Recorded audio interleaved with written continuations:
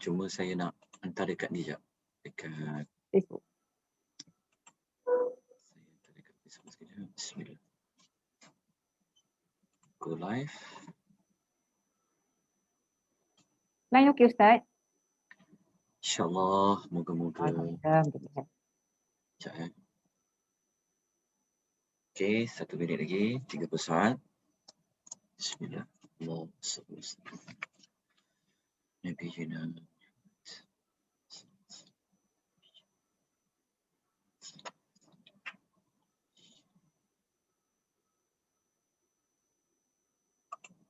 Okey, dekat FB dah. Boleh Kak? Boleh. Kak sudah search dekat Facebook dan Kak dah akan share link tu dekat grup-grup ya. Okey, baik. Itu tekan sekarang. Ustaz dah buat Kak sudah co-host kan? Hmm. Okey, tak ada masalah. Okey, Ustaz boleh teruskan.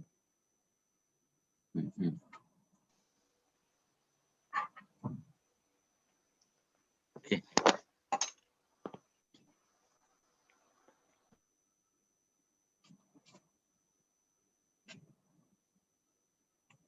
Boleh ke apa Kak? Saya? Boleh ke? Silakan Ustaz, untuk minggu lepas tu Ustaz ada minta kita buat homework sikit kan? Berkenaan dengan selepas apa ahli neraka dilemparkan, apa kesinangan mereka kan, kalau kata Ustaz nak ingat balik semula lah kan. Oh. Tak apa. Okey Kak. Silakan Ustaz. Assalamualaikum warahmatullahi wabarakatuh. Alhamdulillahillazi bini'matihi tatimmus salihat. Wassalatu wassalamu ala Rasulillah wa ala alihi wa sahbihi wa man walah. Subhanaka la ilma lana illa ma 'allamtana innaka antal alimul hakim. Rabbi shrah li sadri wa yassir li amri wahlul 'uqdatam min lisani yafqahu qawli. Allahumma inna nas'aluka 'ilman nafi'a wa rizqan thayyiba wa 'amalan mutaqabbala. Rabbi zidna 'ilma warzuqna fahma, amma ba'd. Tuan-tuan, puan-puan, muslimin dan muslimat rahimani wa rahimakumullah. Kita bersyukur sebanyak-banyaknya kepada Allah Subhanahu wa taala pada pagi yang berbahagia ini. Kita semua masih lagi dapat bersama-sama di atas talian. Kita dipertemukan oleh Allah. Kita dihimpunkan oleh Allah Subhanahu wa taala di Zoom ini untuk kita sama-sama mencari redha Allah, untuk sama-sama kita mencari rahmat dari Allah Subhanahu wa taala dengan kita memahami ayat-ayat yang terkandung di dalam surah Ar-Rahman. Semoga usaha kita yang sedikit ini, usaha kita yang tidak seberapa ini dinilai oleh Allah sebagai amal soleh kita apabila kita bertemu dengan Allah Subhanahu wa taala. Kerana surah Ar-Rahman ini adalah surah yang menceritakan tentang kehidupan kita di masa hadapan, kehidupan yang sebenar-benar kehidupan, iaitu kehidupan kita di hari akhirat. Semoga ilmu yang kita dapat pada setiap minggu ini dapat merubah diri kita daripada kurang bersyukur kepada mensyukuri Allah, daripada manusia yang bersyukur kepada manusia lebih-lebih lagi bersyukur kepada Allah Subhanahu Wa Taala. Kita sama-sama baiki diri kita. Semoga Allah memberi pengampunan kepada kita hasil kita berada di dalam majlis ilmu ini. Yang paling penting, saya ingatkan kepada semua, saya juga kepada penganjur ahsanul amala, kepada rakan-rakan yang lain, marilah kita sama-sama mengikhlaskan niat kita. Ikhlas niat kita semata-mata kerana Allah Subhanahu Wa Taala, tidak ada niat lain melainkan hanya semata-mata kerana Allah Subhanahu Wa Taala. Kerana apabila niat kita betul, maka mudahlah ilmu itu untuk memberi kesan kepada kita. Kadang-kadang kita dapati diri kita ni kadang-kadang dah banyak dah kita pergi kelas. Hampir setiap hari ada kelas. Pagi, petang, sampai malam kelas. Tapi tak berubah-ubah kita. Amal ibadat kita masih macam tu. Mulut kita masih tak dapat nak dijaga. Dosa-dosa kita dengan manusia masih lagi tak dapat diperbaiki. Maka itu di antara tanda ilmu yang kita dapat tidak berkat. Ilmu yang tak berkat ini dia tak beri kesan kepada diri kita. Walaupun kita banyak tulis nota ke, walaupun kita banyak belajar kitab ke, tapi kalau tak berubah itu tandanya ilmu itu tidak ada barakah. Jadi antara asbab tidak adanya barakah ilmu itu adalah kerana niat yang ada di dalam hati kita itu telah tersalah. Jadi kita sama-sama ikhlaskan niat, lapangkan dada kita, kita mohon pertolongan dari Allah untuk mudahkan pembelajaran kita pada pagi ini. Jadi kita dapat nikmat, orang ingatkan kita, saya ada orang bagi nasihat pada saya, tuan-tuan ada orang bagi nasihat pada tuan-tuan perempuan, ada orang ingatkan, itu adalah satu nikmat yang kita patut syukuri kepada Allah. Sebab itulah dalam surah Ar-Rahman kita akan dapati banyak nikmat-nikmat yang berbentuk Allah mengingatkan kita tentang perkara-perkara akhirat, satu nikmat pada kita. Jadi beruntung kalau kita ada manusia di sekeliling kita yang selalu ingatkan kita tentang dosa, yang selalu betulkan diri kita. Jadi satu rahmat dari Allah.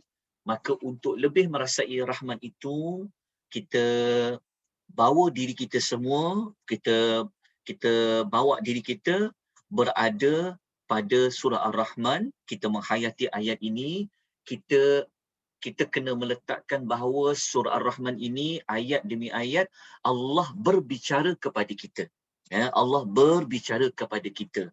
Satu ayat kepada satu ayat Allah berkata kepada kita. Maka kita letakkan diri kita seolah-olah sekarang kita sedang berinteraksi dengan Allah Subhanahu wa taala di dalam surah Ar-Rahman. Jadi pada pagi ini kita akan masuk kepada ayat nombor 43. So kita akan mulakan pada ayat nombor 43. Okey, ayat nombor 43 ini kalau tuan-tuan dan puan-puan masih ingat lagi, yang mana ayat 43 yang kita akan belajar pada pagi ini, ayat 43, saya tunjukkan sekejap dia punya nota yang dalam bentuk word sekejap Okey.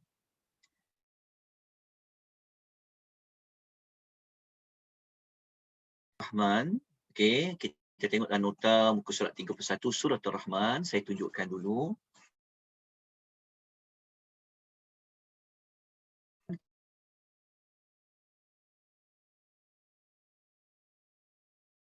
Juga tidak baik sekejap Okey. Kalau ada gangguan talian tu saya minta maaf banyak-banyak atas kekurangan dan kelemahan. Okey, kita tengok ayat nombor 43. Okey, untuk faham ayat 43, yang mana ayat 43 ni, tuan-tuan dan puan-puan, yang ayat 43 ini adalah ayat yang Allah bawa kita semua berada di hadapan neraka. Jadi kita kena letak ayat ni seolah-olah Allah Ta'ala sedang bawa kita. Allah Ta'ala sedang bawa kita ke masa hadapan, iaitu kepada hari akhirat.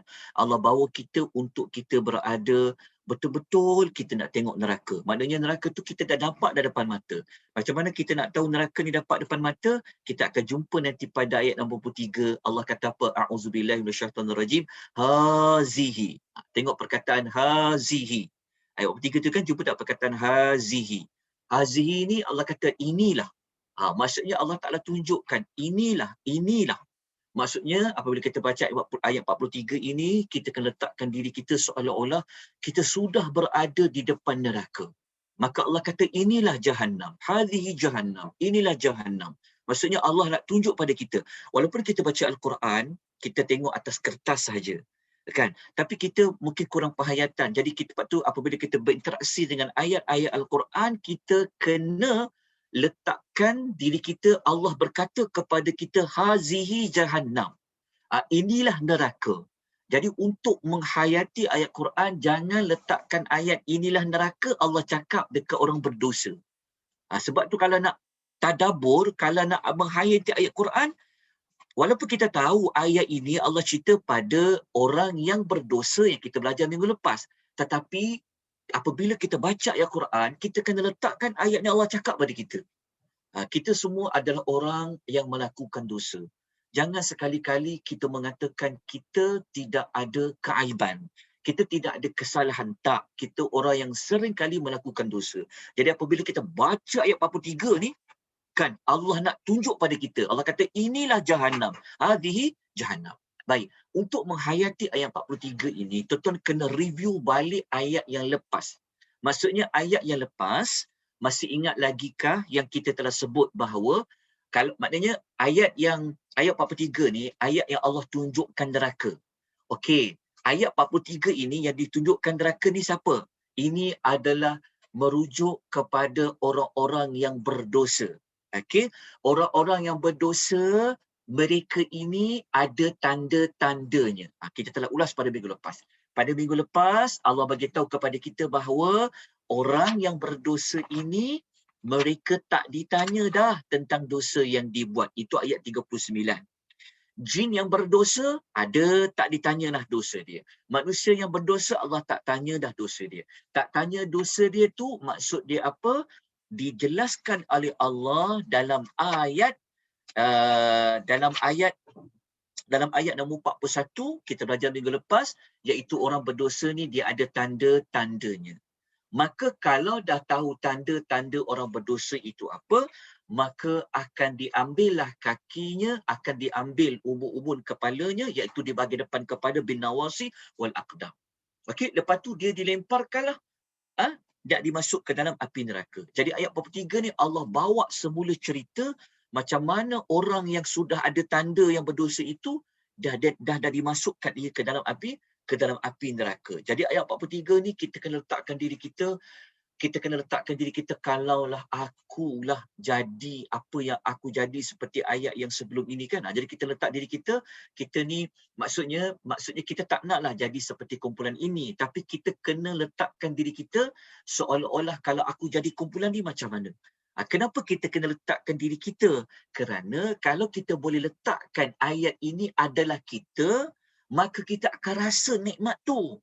Kita akan rasa nikmat apa? Kita akan rasa nikmat walaupun ia bukan diri kita sebenar-benarnya, tapi kalau kita letak seolah-olah diri kita, kita akan dapat rasa nikmat. Aku tak naklah jadi macam kumpulan ni. Ya Allah, dahsyatnya nak dilipat kakinya dengan kepalanya masuk api neraka kan. Jadi kita akan dapat rasa nikmat. Yang kita dapat rasa nikmat, terima kasih ya Allah, Engkau ingatkan aku, Engkau sedarkan aku masih lagi ada nyawa, aku boleh lagi jadi kumpulan manusia yang tidak akan dicampakkan ke dalam api neraka. Sebab tu kita kena letakkan diri kita bahawa Allah sedang berinteraksi dengan kita. Allah sedang berkata-kata dengan kita. Jangan jauhkan ayat Quran itu, letakkan pada orang lain, tapi letakkan dengan diri kita. Okey, ayat 43, muka surat nombor 31. Okay, kita tengok, kita baca ayat dia. A'udzubillahi minasyaitonirrajim. Okey, nampak dia punya tulisan dia. Allah kata apa? Kejap ya, saya tunjukkan. Okey, Allah Subhanahu Wa Taala berfirman, hazihi. Allah kata inilah. Okey, bulatkan perkataan inilah. Hazihi, inilah Jahannam. Jahannam. Kalau kita belajar tentang Jahannam adalah salah satu nama bagi neraka. Itu namanya Jahannam. Okey. Orang Melayu, kita semua terjemah neraka Jahannam. Sebenarnya Jahannam tu sudah masuk neraka, tapi tak apalah. Kita boleh terjemah dia neraka Jahannam. Tapi Jahannam tu adalah salah satu nama bagi neraka. Jahannam tu. Kadang-kadang neraka Allah sebut istilah Al-Jahim. Kadang-kadang neraka dia dipanggil dengan istilah neraka daripada Jahannam. Dia panggil juga neraka ni dengan nama Al-Khutamah. Kadang-kadang neraka dipanggil dengan nama Saqar. Jadi banyak nama neraka ni. Salah satunya adalah Jahannam. Jadi Allah kata inilah Jahannam. Maksudnya inilah neraka Jahannam. Okey, maksud kalau Allah kata inilah, maknanya Allah Taala mengisyaratkan ditunjuklah. Ditunjuk, inilah neraka. Maksudnya inilah neraka. Maksudnya orang yang berdosa yang sudah dikenali tanda-tandanya, kita belajar pada ayat sebelum ni, Allah Taala telah tunjuk kepada mereka. Inilah. Maksudnya mereka nampak neraka tu. Maka perkataan inilah tu maksudnya dia dekat. Dia bukan macam itulah. Macam zalika ke, macam yang menunjukkan jauh, tak, isyarat menunjuk inilah. Maknanya neraka tu sudah berada dekat di depan mata. Maka inilah neraka. Okey, inilah neraka. Okey. Neraka tu Allah perincikan, allati yukadzibu bihal al-mujrimun. Yukadzibu bihal mujrimun. Allah kata, inilah neraka Jahannam yang dulu waktu dekat dunia, yukadzibu, kamu selalu, yukadzibu tu merujuk kepada perbuatan yang selalu, merujuk kepada perbuatan sering mendustakan, al-mujrimun, oleh orang-orang yang berdosa. Maknanya kalau kita baca pada ayat ni, ayat 43 ni, Allah Ta'ala tunjuk kepada mereka depan mata mereka, inilah neraka Jahannam yang dulu kamu masa dapat peluang wahyu Quran ada, Nabi beri peringatan, kamu selalu tak percaya tentang kewujudan neraka ni, kata Allah. Orang yang selalu mendustakan kewujudan neraka ini, Allah kata orang-orang itulah orang yang berdosa. Itu ayat nombor 43. Okey, untuk mantapkan pemahaman ayat ini, nak ada lebih penghayatan supaya untuk kita rasa tentang nikmatnya Allah. Ingat tentang ayat 43 ni. Okey, tuan-tuan dan puan-puan, tadi saya katakan, saya minta tuan-tuan bulatkan perkataan hadhihi, inilah. Okey, tuan-tuan, persoalan yang ingin kita sama-sama rungkaikan adalah, kenapa, okey, kita kena tulis soalan dia. Soalan dia adalah, kalau kita tengok dia punya ringkasan dia, saya tunjukkan dia punya soalan dia adalah begini. Okey, soalan dia adalah, mengapa neraka ni diperkenalkan, macam kan Allah kata inilah neraka. Soalan dia adalah, mereka dah nampak dah neraka tu, tapi kenapa Allah Ta'ala nak juga sebut inilah neraka? Kenapa Allah Ta'ala perkenalkan kepada penghuni neraka tentang neraka, sedangkan mereka dah nampak dah neraka tu?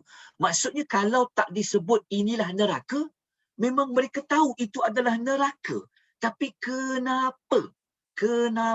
mengapa Allah Ta'ala nak mengenalkan juga? Maknanya, mengapa ada perkataan inilah neraka? Sebab mereka telah masuk neraka, mereka telah nampak neraka, mereka tahu itu adalah neraka. Tapi kenapa perlu disebutkan juga inilah neraka? Kan? Macam kita kan, macam kalau kita bahasa kita, kalau kita mudah macam ni lah, macam kita selalu ingatkan anak kita kan, dia kata, jangan naik pokok, kan dah jatuh. Lepas tu kata nanti jatuh. Lepas tu tiba dia jatuh, kita kata, kan dah jatuh. Dia tahu dia dah jatuh, tapi kenapa kata, kan dah jatuh? Dia tahu dia jatuh dah. Kan? Tapi kenapa kita kata, itulah kan dah jatuh? Maksudnya Allah Ta'ala menggunakan pendekatan, Allah kata, inilah neraka. Sedangkan mereka tahu, mereka nampak depan mata, itulah neraka. Kenapa? Jadi kalau kita nak tahu jawapan dia, kenapa Allah sebut macam tu? Maka jawapannya ada pada muka surat nombor 31. Kita tengok di bawah tu, muka surat nombor 31, jumpa tak perkataan Ibnu Kathir? Tengok Ibnu Kathir kata apa? Berkata Ibnu Kathir, maksudnya Ibnu Kathir, dia mentafsirkan ayat 43 ni. Dalam tafsiran Ibnu Kathir ni, beliau menjelaskan hikmah. Kenapa sampai Allah nak katakan, kenapa sampai Allah Ta'ala nak tunjukkan ini adalah neraka? Okey, kita baca ulasan Ibnu Kathir rahimahullahu ta'ala alaih. Jadi Ibnu Kathir, Ibnu Kathir dia ulas ayat nombor 43 tu, dia kata, inilah neraka yang dahulu kamu dustakan kewujudannya. Okey, sekarang ia sudah ada dan kamu semua tengok dengan mata kamu sendiri. Ini ulasan ayat yang 43. Lepas tu Ibnu Katsir dia ulas, kenapa Allah perlu sebut inilah neraka sedangkan mereka dah nampak dengan mata sendiri. Ibnu Katsir kata apa? Kita gariskan perkataan ini. Inilah jawapan kepada persoalan yang kita tanya tadi. Kenapa sampai Allah perlu jelaskan itu adalah neraka sedangkan mereka dah nampak? Ini jawapan dia. Kata Al-Imam Ibnu Katsir, dia kata, kenyataan sedemikian, dia kata, dikatakan kepada mereka sebagai, gariskan, sebagai penghinaan, taqri'an, sebagai celaan, taubihan, sebagai apa? Sebagai tahqiran, adalah untuk merendahkan mereka. Maksud dia, walaupun mereka nampak neraka, maka cara untuk Allah torture mereka, nak sakitkan lagi hati orang masuk neraka ni, kan? Maka mereka melalui dari sudut, tuan-tuan, kita kalau ditorture dengan lidah, kan, ahli neraka ni, kalau kita tengok ayat ni, Allah Taala nak hina mereka, Allah Taala nak jatuhkan martabat mereka, Allah Taala nak cela mereka, maka disebutkan walaupun mereka nampak depan mata, inilah neraka. Inilah neraka. Kenapa Allah kata inilah neraka? Itu jawapan dia. Adalah untuk apa? Taqri'an, menghina mereka, taubihan, untuk mencela mereka, dalam masa yang sama untuk apa? Untuk tasghiran, tahqiran, untuk merendahkan mereka. Tuan-tuan, agak-agak macam mana perasaan psikologi orang-orang ahli neraka apabila dia nampak neraka, lepas tu dicakap pula, inilah neraka. Tuan-tuan jelas ya? Moga-moga kita dapat merasai, kita dapat menghayati sampai punya dahsyatnya. Allah tak cerita lagi azab neraka tu apa. Tapi mereka sudah merasa azab dari sudut mereka mendengar kata-kata yang berbentuk menghina mereka, yang mencela mereka. Itu adalah sebab kenapa ada perkataan hadhihi jahannamul lati yukadzibu bihal al-mujrimun. Okey, dah selesai dapat jawapan tersebut. Okey, kita pergi pula. Allah bawa kita semua melihat di dalam neraka itu apa yang berlaku. Allah bawa kita. Ya, kita kena letakkan diri kita, Allah bawa kita tahu. Kalau tanya macam mana kita boleh tahu semua benda ni sedangkan ia belum terjadilah. Kan ini ayat Quran. Allah yang cerita pada kita. Kalau Allah tak cerita pada kita, kita tak tahu. Jadi macam mana saya nak tahu? Kenalah baca Quran, kenalah faham. Jadi Allah bawa kita, jom. Kita pergi berjalan, masuk ke dalam neraka, masuk kepada ayat ke-4. Allah nak tunjuk kepada kita. Bayangkannya kita bawa hati kita, kita bawa jiwa kita, Allah bawa kita berjalan. Berada dalam neraka, Allah Ta'ala cerita dalam neraka ni, mereka sedang buat apa? Apa yang mereka selalu buat dalam neraka tu? Maka ayat 44, Allah menceritakan kepada kita, yatufuna bainaha wa baina hamimin an. Okey, Allah kata yatufu, mereka sentiasa mengelilingi. Okey, kita gariskan perkataan yatufu. Yatufu. Yatufu tu adalah perkataan tawaf. Orang tawaf kan dia keliling. Betul tak? Kita kan kalau kita tawaf Kaabah kan kita kita akan keliling. Kita akan keliling apa? Keliling apa? Kita akan keliling Kaabah tu. Okey, jelas Jadi itu perkataan tawaf. Okey, kenapa Allah gunakan perkataan tawaf? Maksudnya mengeliling. Maksudnya Allah Ta'ala nak bawa kita pada ayat nombor 44 ni. Okey, kita ayat nombor 44 ni. Allah Ta'ala nak bawa kita semua tengok. Allah bawa kita mengembara pergi ke neraka. Allah Ta'ala tengok apa mereka dah buat. Apa mereka sedang buat. Kenapa kita kata sedang buat? Dan kenapa kita kata mereka sentiasa akan buat? Perkataan yatufu. Kita mulakan perkataan yatufu. Yatufu ni dia adalah fa'alul mudhari'. Dia adalah kata kerja kini dan akan datang. Maknanya, Allah Ta'ala cerita pada kita, Allah bawa kita, Allah kata, kau tengok tu, mereka sedang buat apa? Yatufu. Mereka sedang tawaf. Mereka sentiasa tawaf. Mereka sentiasa mengelilingi. Mereka keliling apa? Sebab tu ada perkataan sentiasa tu. Maksudnya sampai bila-bila mereka yang masuk neraka tadi, mereka akan tawaf. mereka akan mengelilingi. Mereka keliling apa? Allah kata bainaha wa baina hamimin an. Bainaha tu maksudnya mereka sentiasa berpusing, mengelilingi neraka wa baina hamim, dengan air hamim. Hamim ni adalah air yang panas. Okey. Maksud dia tetap kena take note yang hamim ni adalah salah satu azab neraka yang dia berbentuk air yang panas. Air yang paling panas dalam neraka disebut sebagai hamim. Ya, disebut sebagai hamim. Okey. Maknanya berdasarkan ayat ini kita tengok apa kita lihat, kita perhatikan ayat yatufu. Nampak tak yatufu tadi jelas? Maksudnya yatufu ni dia adalah fa'lul mudhari', kata kerja kini dan akan datang. Maknanya menunjukkan perbuatan tawaf tu setiap hari, selalu dia buat. Dia buat apa? Dia akan selalu pergi antara neraka dan di antara hamim. Hamim tu adalah air yang air yang panas. An ni hamimin an. Perkataan an itu menunjukkan perkataan mubalaghah yang menunjukkan air yang panas dan api yang panas. Jadi kalau kita faham ayat 44 ni, maksudnya Allah Ta'ala cerita pada kita, Allah Ta'ala bawa kita seolah-olah kita nampak dengan depan mata kita, mereka sedang buat apa? Mereka sedang tawaf. Mereka selalu keliling antara api neraka tu dengan air yang panas, air hamim. Jadi untuk menguatkan maksud ayat 44 ni, kita kena baca tafsiran. Kita tengok tafsiran ayat. Kita tengok Ibnu Kathir ulas apa.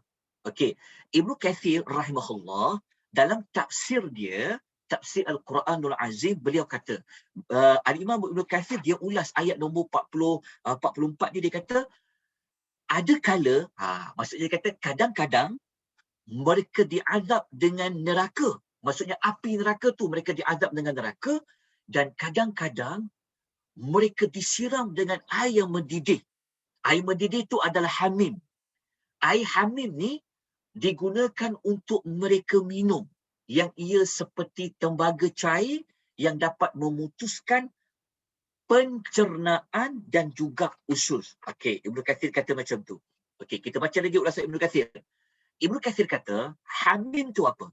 Hamim tu dia kata air yang sangat panas, yang kepanasan dia tu sudah berada di kemuncak yang paling panas, tak boleh lagi disentuh kerana kepanasannya. Okay, kita dapat dulu ulasan tentang hamim ni. Okay, kita ulas lagi dengan lebih lanjut. Okey. Sebelum kita sebelum kita pergi ke ayat berikutnya, saya minta tuan-tuan dan puan-puan tolong tulis ayat lain boleh? Tuan-tuan kena catat dekat dalam nota tu. Ayat-ayat lain yang menyebutkan tentang hamim ni dia punya kemuncak panas dia tu macam mana. Kita kena ambil dulu maklumat lain. Sebab dalam nota ni saya tak bawakan ayat lain, tapi saya beri tuan-tuan ayat-ayat Al-Quran yang memperincikan tentang Al-Hamim, supaya kita akan dapat menghayati lagi tentang ahli neraka yang selalu tawaf di antara api neraka dan dia pergi ke air yang panas tadi tu. Okey, untuk kita menghayati, kita kena perinci dulu. Hamim ni air dia macam mana? Okey. Pertama, tuan-tuan dan puan-puan kena tuliskan hamim ni dia punya ayat dia. Okey. Tuan-tuan tulis surah surah Muhammad. Tuan-tuan tulis dulu surah Muhammad. Okey. Surah Muhammad.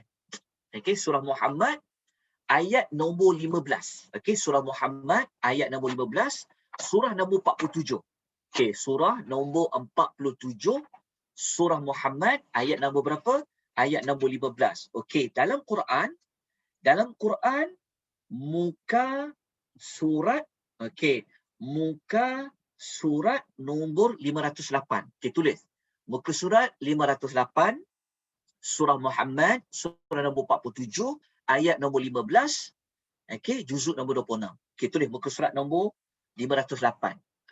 Kalau kita baca ayat nombor 15 surah Muhammad tentang hamim ni, okey, muka surat 508, tuan-tuan akan jumpa dalam penghujung ayat. Dia surah Muhammad ayat 15 ni dia ayat dia panjang.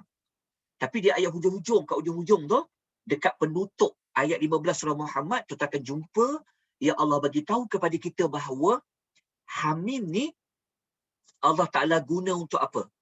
Hamim ni dia memang digunakan untuk mereka minum. Kita kena faham, okey? Okey, begini. Jangan tuan-tuan ada catat ya. Tuan-tuan ada catat surah Muhammad, surah nombor 47, ayat 15, muka surat 508. Okey, kalau tuan-tuan ada Al-Quran di depan, tuan-tuan dah buka, tuan-tuan akan jumpa Hamim ni. Okey, Hamim ni Allah bagi tahu memang digunakan untuk mereka minum. Okey, penghuni neraka, walaupun air tu panas, tapi mereka akan gunakan air Hamim tu untuk mereka minum. Untuk mereka minum, kena faham. Wasuqu ma'an hamima. Lepas tu kalau mereka minum air itu, air yang punya panas tadi tu, mereka akan rasa apa? Allah kata faqatta'a am'a'ahum. Faqatta'a am'a'ahum. Allah kata sehingga memotong usus perut mereka. Dia akan menyebabkan dalam perut mereka mendidih. Apa yang ada dalam badan-badan mereka ni terpotong-potong. Kenapa? Kerana air yang panas tadi tu. Air apa? Air Hamim. Okay, kena jelaskan ni supaya kita dapat menghayati nanti. Ayat nombor 43 nanti. Kenapa mereka pergi keliling antara api neraka dengan air Hamim? Kita dapat ayat ni. Air Hamim ni adalah salah satu air minuman di dalam neraka untuk penghuni neraka, mereka akan minum. Maknanya macam ni. Kalau kita nak jelaskan lagi ayat 43 tadi, 44 ni, kenapa mereka tawaf? Kenapa mereka keliling antara api neraka dengan air Hamim? Okey. Maknanya begini. Maknanya mereka ahli neraka ni, mereka haus sangat. Mereka kepanasan, mereka haus. Jadi, untuk hilangkan dahaga, mereka akan cari minuman. Salah satu minumannya disebut sebagai Hamim. Tetap faham tak? Maksud dia, walaupun mereka tahu tu panas, mereka tak ada pilihan. Itu saja pilihan dia, air Hamim. Maka mereka akan minum. Lepas mereka rasa macam seksanya, mereka pergi balik ke neraka. Lepas mereka diseksa dengan api, patah balik pergi ke air Hamim. Itu yang dia panggil Yatufu tu. Mereka selalu pergi. Maksudnya mereka patah balik. Keliling pergi api neraka, panas, nak cari minuman, minum air Hamim. Usus mereka terpotong, pergi balik api neraka. Dia azab dengan api. Dia azab pula dengan Hamim. Itu dia panggil keliling. Maksudnya tahu tak azab dia macam mana? Azab kena api, lepas tu azab kehausan. Tapi air Hamim ni bukan air yang boleh menyejukkan, tapi boleh memotong usus mereka. Tapi kenapa mereka pergi juga dekat air Hamim tu walaupun mereka dah usus mereka boleh terpotong, badan-badan mereka dalam anggota badan mereka dalam tu boleh macam terputus-putus. Kenapa mereka pergi juga? Sebab itulah azab dia. Tapi kita nak menggambarkan macam mana teruknya azab mereka buat selalu. Sebab tu perkataan Yatufu tu. Jelas tak perkataan Yatufu? Yatufu tu macam lepas mereka diazab api neraka, pergi pula dekat air Hamim.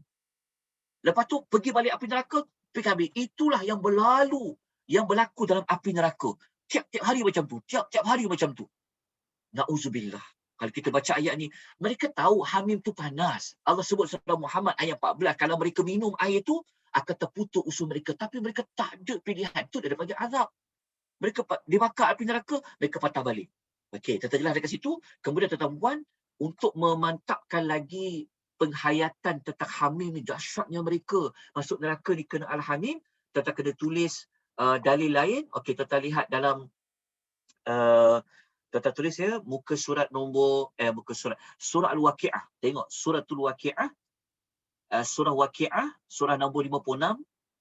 Okey, kita akan belajar nanti lepas habis surah Rahman, ayat 55 sampai 54 hingga 56. Okey, surah nombor 56 Al-Waqi'ah, ayat 54 hingga 56. Okey, 54 hingga 56. Okey, muka surat 536. Muka surat 536. Okey, muka surat 536. Okey, tuan-tuan dah tulis ayat dia. Okey, 5456. Kalau tuan-tuan baca dalam surah Waqiah, ahli neraka ni yang mereka tawaf tadi kan, yang mereka pergi lepas kena azab api neraka, mereka pergi pula kepada Hamim tu. Waktu mereka minum air Hamim tu, Allah cerita pada kita dalam Waqiah. Allah cerita macam mana mereka minum tahu, walaupun air tu memang air yang paling panas sekali, tapi mereka tetap minum kerana dah dahaga dah, tak ada pilihan, dia minum juga. Allah cerita kepada kita macam mana dia minum tu. Allah kata fasharibuna alaihi minal hamim, mereka nanti akan sentiasa meminum air Hamim. Mereka minum macam mana? Fasharibuna syurbal him, mereka akan minum seperti unta yang sangat haus dan tidak puas-puas.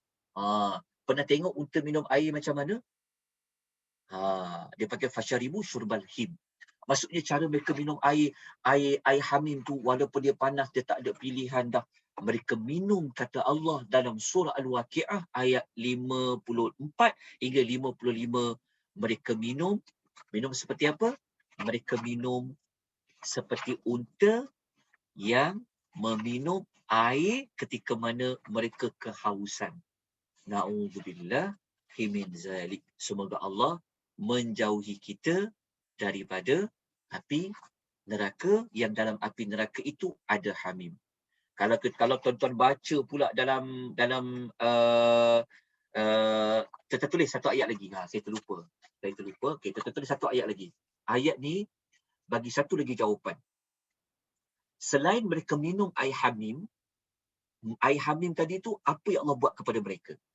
Kita tulis ya. Surah Al-Hajj. Surah Al-Hajj, surah nombor 22, ayat nombor 19 dan ayat nombor 20. Surah Al-Hajj, surah nombor 22, ayat 19 hingga ayat nombor 20. Okey. Kalau tuan-tuan nak tengok muka surat dia nombor berapa? Okey, muka surat di dalam Al-Quran, muka surat 334. Tulis, muka surat 334, surah Al-Hajj ayat 19 dan 20. Okey, ayat ni kenapa kena tulis? Kenapa perlu catat? Kerana tuan-tuan akan dapat satu lagi maklumat. Penghuni neraka ni, air Hamim yang sangat panas tadi tu, sebenarnya bukan hanya untuk diminum. Tetapi dalam surah Al-Hajj, Allah cerita air Hamim itu adalah untuk dituangkan di atas kepala penghuni neraka Jahannam. Kalau dah tahu dituangkan, kenapa pergi dekat Hamim tu? Inilah yang Allah nak cerita pada kita. Dahsyat je penghuni neraka ni. Yatufu, mereka tawaf. Dah tahu Hamim tu panas, akan dituang ke atas kepala mereka. Surah Al-Hajj ayat 90. Tapi kenapa pergi? Allah kata itulah yang akan berlaku kepada mereka. Jadi kalau kita baca surah Al-Hajj tu ayat 19 kan, ambil di hujung. Ambil ayat 19 yang hujung tu, kita akan jumpa Allah kata apa? Allah kata yusabbu min fawqi ru'usihimul hamim. Akan dicurahkan, akan dituangkan atas kepala mereka air Hamim. Lepas tu kalau tuang ke atas kepala mereka, jadi apa? Ayat 20 surah Al-Hajj menceritakan yusharu bihi ma fi butunihim wal julud. Apabila air Hamim tu tuang ke atas kepala mereka, maka hancurlah apa yang ada dalam perut mereka dan juga kulit badan mereka. Bayangkan, na'udzubillah. Inilah rahmatnya kita dapat faham Al-Quran. Allah Ta'ala takutkan kita ni adalah satu nikmat yang kita kena syukuri kepada Allah. Kalau kita baca surah Al-Ma'un, maknanya apa tuan-tuan? Kita dapat maklumat rupa-rupanya air Hamim ni bukan untuk minum je, tapi dituang atas kepala. Lepas tu apa-apa sahaja yang ada dalam badan akan menjadi hancur dan kulit-kulit jadi hancur. Lepas tu mereka mati ke? Jawapannya tidak mati.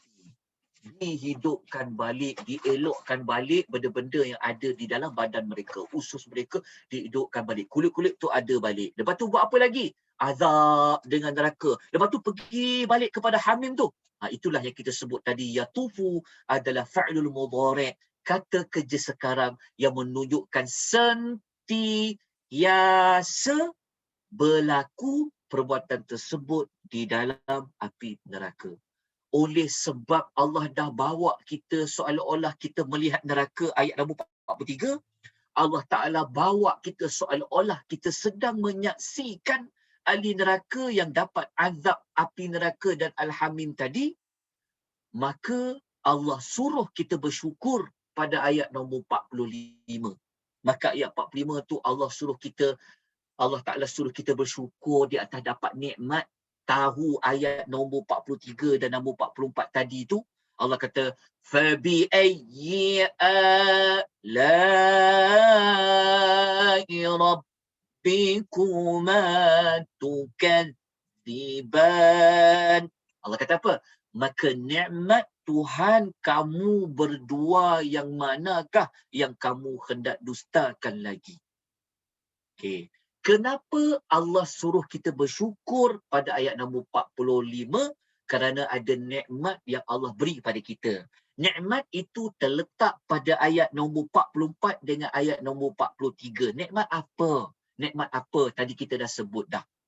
Kita baca ulasan Ibnu Kathir. Ibnu Kathir memberikan jawapan. Kenapa Allah Ta'ala sebut ayat 43, 44 tadi jadi nikmat? Okey, kita tengok. Ibnu Katsir kata apa? Jumpa tak muka surat nombor 30 berapa ni? 32. Tengok ya, ulasan Ibnu Katsir. Di bawah ayat pasal ni, tengok. Jumpa tak tajuk kenapa perlu bersyukur kepada Allah? Jumpa dalam nota tu. Maksudnya kenapa ayat yang 43, 44 yang 44 itu menjadi nikmat? Kenapa jadi nikmat? Ibnu Katsir kata. Ibnu Katsir kata apa?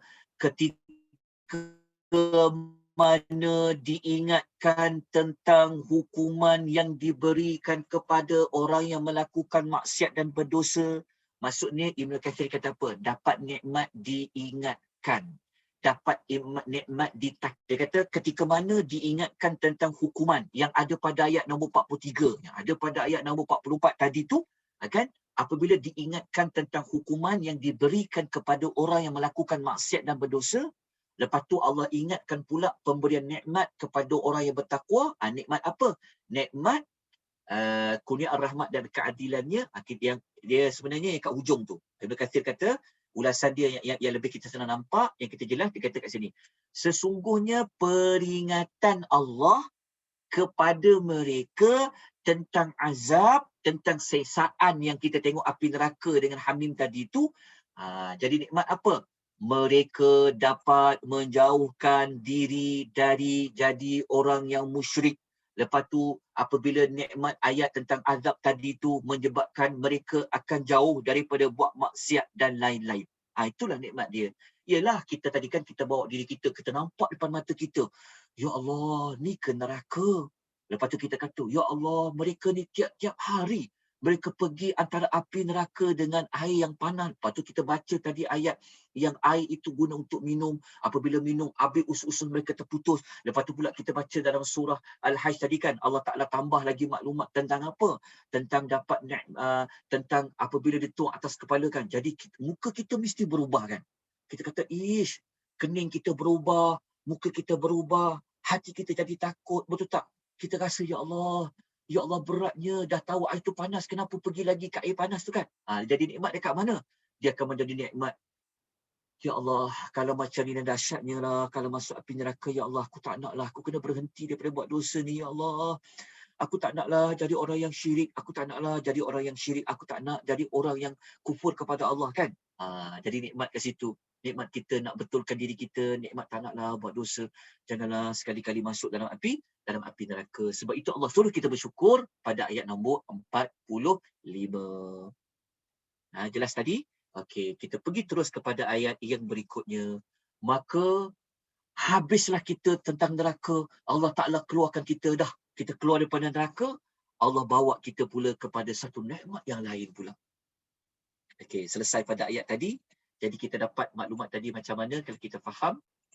Dah tengok nota ringkasan yang saya nak tunjuk pada tentera perempuan. Okey, kita dah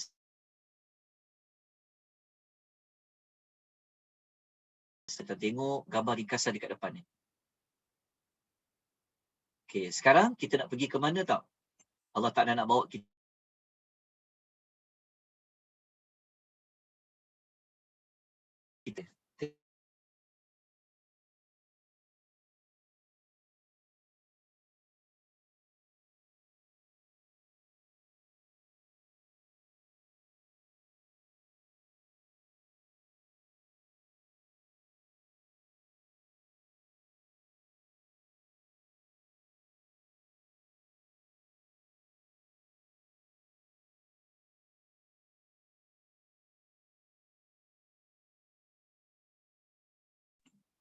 Okey, dengar suara saya Kak.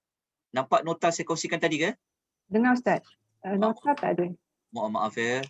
Saya pun Allahu Ta'ala alam. Saya pun Main tak tahu. kata apa-apa lain lah. Main kat office sangat pagi.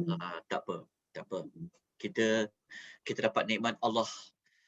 Allah cerita pasal neraka tadi, nikmat untuk kita untuk berubah diri ya. Okey, sekarang kita nak pergi kepada nikmat lain dah. Okey, kita tengok dekat depan ni, diagram depan ni, sekarang ni Allah Ta'ala nak bawa kita kepada ayat 46 sampai 77. Kita tengok di depan nota ringkasan ni. Okey, kita tengok di depan ni. Okey, kalau kita tengok dalam nota, kalau ibu-ibu, tentera perempuan tengok dalam nota, kita sebenarnya sampai kepada kandungan 6. Tengok kandungan 6. Kita tengok kandungan 6. Dalam nota, pada muka surat nombor 33. Jumpa tak muka surat nombor 33? Kita sebenarnya, kita dah habis kandungan 5. Kita nak pergi kepada kandungan 6. Kandungan 6 ni maksudnya kita nak pergi kepada potongan-potongan ayat yang duduk di bawah kandungan 6, tapi dia ada kaitan tentang nikmat syurga. Sekali kita semua Allah nak bawa kita pergi ke syurga pula. Tapi kenapa Allah cerita pasal neraka dulu? Sekejap kita akan terangkan. So tadi kita dah, Allah Ta'ala bawa kita mengembara, tengok depan neraka, kita dah masuk neraka, melihat ahli neraka macam mana kan. Lepas tu Allah bawakan kita pula pergi kepada nikmat syurga. Okey, jadi nikmat syurga yang kita nak ceritakan ni, dia ada dua pembahagian. Kandungan 6 dengan kandungan 7. Okey. Kalau kita tengok ringkasan depan ni mungkin akan lebih jelas lagi. Kita tengok ya. Okey, nampak tak gambar yang gambar yang syurga kelas 1. Jumpa tak? Syurga kelas 1 ayat 46 hingga 61. Tapi dalam nota pun saya dah tulis dah siap-siap dalam nota tu. Ibu-ibu tengok muka surat nombor 33, nampak pada kandungan 6 tu kita akan jumpa syurga tingkatan 1. Maksudnya syurga first class. Okey. Cara kita belajar ni nanti saya akan ayat dia nanti saya akan buat comparison. Kita akan belajar bentuk compare dan compare. Kita akan bawa ayat banding dengan banding. Sebab apa? Sebab bermula ayat 46 sampai 77 Allah Ta'ala nak sebutkan kepada kita nikmat syurga. Kita dah habislah nikmat neraka tadi. Jom kita larilah pada nikmat neraka tadi. Kita pergi kepada nikmat syurga pula. Kita tadi lihat pembahagian dia. Dia sangat penting supaya tuan-tuan senang nak hafal surah Ar-Rahman. Tuan-tuan senang nak mengikuti perbincangan maklumat tentang surah Ar-Rahman. Okey. Kalau kita tengok tu, ayat 46 sampai 61, ada dan nota pun ada sebenarnya. Kita akan bincangkan, kita dah akan mula memasuki ayat-ayat yang menceritakan syurga kelas yang pertama. Okey. Lepas tu nanti bermula ayat nombor 62 sampai 77, kita akan bincang pula ayat untuk syurga kelas yang kedua. Okey, dah jelas dekat sini, tetap bahagikan siap-siap ayat dia. Okey, dalam nota syurga kelas, syurga kelas pertama maksudnya ayat-ayat yang menceritakan tentang nikmat manusia dan jin dapat syurga kelas yang pertama pada ayat 46 hingga 61. Okey, kena tanda siap-siap. Dalam nota tu kena buatlah, carilah apa-apa tanda, kena tandakan. Nanti ayat 62 hingga 77 syurga kelas kedua. Okay. Untuk kita tahu macam mana perjalanan pengisian kita setiap minggu. Okay. Dah selesai perkara tersebut, maka kita terus pergi kepada ayat nombor 46. Sila buka nota muka surat nombor 33. Okay, kita tengok ayat dia. Ayat nombor 33. Okay, jumpa ayat nombor 46. Okay, kita masuk. Okay, dalam nota tu saya dah tulis dah kandungan 6. Nampak tak? Syurga tingkat yang pertama. Tingkatan pertama. Okay, syurga tingkatan yang pertama. Baik, tuan-tuan dan puan-puan, marilah kita memahami ayat 46. Kita tadabbur ayat nombor 46. Marilah sama-sama kita menghayati ayat nombor 46 ini. Kita menghayati nikmat-nikmat Allah yang berikutnya. Ayat nombor 46. Okay. Ayat 46 ni, kalau tuan-tuan nak buatkan dia punya connection dengan ayat sebelumnya, maksudnya macam ni. Masih ingat lagi, pada ahli neraka yang lalu, Allah ada sebut tentang tanda kan? Tanda. Masih ingat lagi? Pada ayat yang lalu, yang Allah ada sebut tentang ahli neraka ni, Allah kata dia ada tanda dia. Ingat tak? Yu'raful mujrimun. Masih ingat lagi ayat nombor 41? Okey. Ayat nombor 46 ni, okey, tuan-tuan tulislah di mana-mana kiri ke kanan nota tu, tuan-tuan letaklah kat mana-mana, dia punya, saya minta tuan-tuan tulis, tanda penghuni syurga. Tulis kat situ. Tanda penghuni syurga. Tanda yang menunjukkan dia tu adalah ahli syurga. Apa tanda dia? Yang menunjukkan dia ini adalah ahli syurga. Apa tanda yang perlu ada pada dia? Tanda ahli syurga. Kenapa kita kata macam tu? Sebab sebelum ini, ketika Allah menyebutkan ayat nombor 39, ketika mana Allah menyebutkan ayat nombor 41, Allah sebut tanda ahli neraka ni, tanda dia apa? Tahu kan tanda dia kan? Allah kata dah ada tanda dekat dia. Okey, sebab tu Allah tak tanya dosa dia buat apa. Tapi dekat ahli syurga, Allah Ta'ala sebenarnya dia menyebut tanda tu. Tapi ayat tu tak sebut secara jelas tanda, tapi kalau kita baca ayat ni, Allah menunjukkan oh, tanda penghuni syurga ni pula macam mana dia boleh masuk syurga. Ayat 46 ni dia ada kaitan dengan tanda tu. Nak tahu tanda ahli syurga ni dari apa? Okey. Dan kenapa Allah Ta'ala cerita ahli neraka dulu, lepas tu baru cerita ahli syurga ni? Ni pun jawapan dia. Kalau tuan-tuan nak tahu dari sudut susunan ayat tu, sebenarnya dia ada hikmah juga. Dia ada maksud tu. Walaupun kita belajar tafsir, tak pernahlah juga belajar kenapa susun ayat neraka dulu baru syurga. Tapi saya kena sebut benda tu supaya ibu-ibu semua dapat macam ibu-ibu dapat untuk kita meningkatkan keyakinan bahawa susunan ayat Quran ni dari Allah. Okey. Kalau sebelum ini kita telah dapat nikmat apa? Nikmat macam, takutnya lah kalau nak masuk neraka ni, tak naklah nanti kena tawaf, kena keliling api neraka tadi. Kita dapat nikmat apa? Kita dapat nikmat takut. Betul tak? Kita dapat nikmat takut. Maka nikmat takut tadi itulah merupakan penyebab kita semua buat amal di dunia. Sebab kita dapat nikmat takut tadilah daripada surah Rahman ni lah. Kita jauhi dosa kita, kita bertaubat kepada Allah kan. Maka nikmat takut itulah yang merupakan tanda untuk dia masuk ke dalam syurga. Orang yang ada takut ni lah, dialah yang akan dapat nikmat syurga. Nikmat takut tadi, sebab kita takut itulah. Kalau siapa ada perasaan takut kepada Allah, takut kepada azab Allah, takut pada kemurkaan Allah, itulah tandanya kita semua akan pergi ke syurga. Nikmat takut tu. Sebab itu, ayat 46 kita baca. Allah kata apa? Allah kata, waliman khofa. Bulatkan, gariskan perkataan khofa. Khofa tu maksudnya takut. Waliman khafa maqama rabbih jannatan. Okey, kita akan ulas perkataan waliman khafa maqama rabbih jannatan. Kita akan kupas setiap kalimah-kalimah itu. Okey, kalau kita baca terjemahan dulu ayat. Allah kata apa? Allah kata dan waliman dan orang ataupun dan sesiapa. Man ni sebenarnya bukan orang, kena baiki sikit. Dan sesiapa. Sesiapa tu dia lebih tepat, man. Man ni sesiapa. Sebab ayat ni ingat tak kita sebut, ayat ini, ingat tak sebelum ni, ayat ni Allah Ta'ala ceritakan juga kepada kumpulan-kumpulan jin. Maka kita jangan tulis orang, kita tulis dan sesiapa. Maka dalam nota tu betulkan. Dan sesiapa, kata Allah. Khofa, yang takut. Khofa ni maksudnya takut. Dan sesiapa yang takut. Dan sesiapa yang takut, dia takut apa? Dia takut apa dekat dunia ni? Masa dekat dunia dia takut apa? Maqama rabbihi.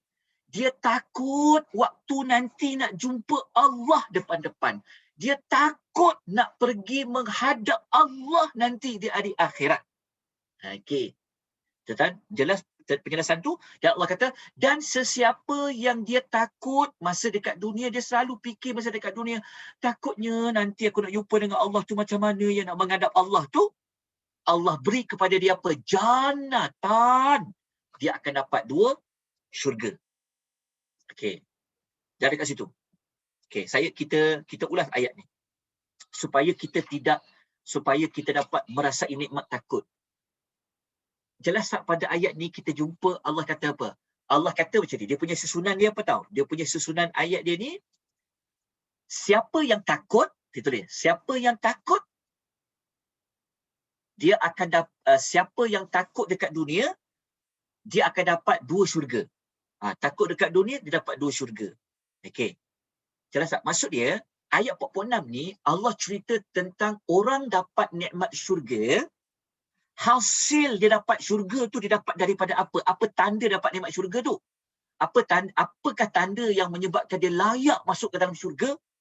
Adalah masa dia dekat dunia dulu, dia ada perasaan takut. Nampak tak nikmat takut ni? Dapat nikmat takut ni, ya Allah. Siapa yang dekat dunia, dia tidak dapat perasaan takut, hatinya tak takut pada Allah, dia tak takut kepada azab Allah, bahaya.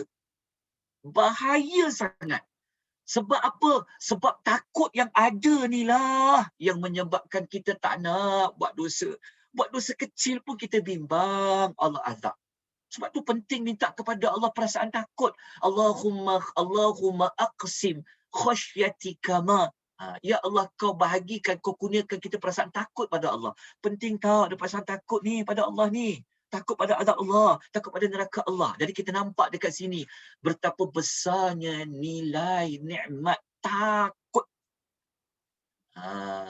Jadi sebab itulah tadi Allah letakkan dulu cerita pasal nikmat neraka tu depan depan. Allah cerita dulu ahli neraka kan? Ahli neraka. Jadi kita, itu yang Allah ulang. Fabi ayyi ala'i rabbikuma tukadziban. Yang Allah kata kan? Maksud dia, nikmat sebelum ni kita dapat nikmat takut. Kalau dia dapat nikmat takut ni buat apa? Maka orang tak naklah berdosa, tak naklah buat dosa.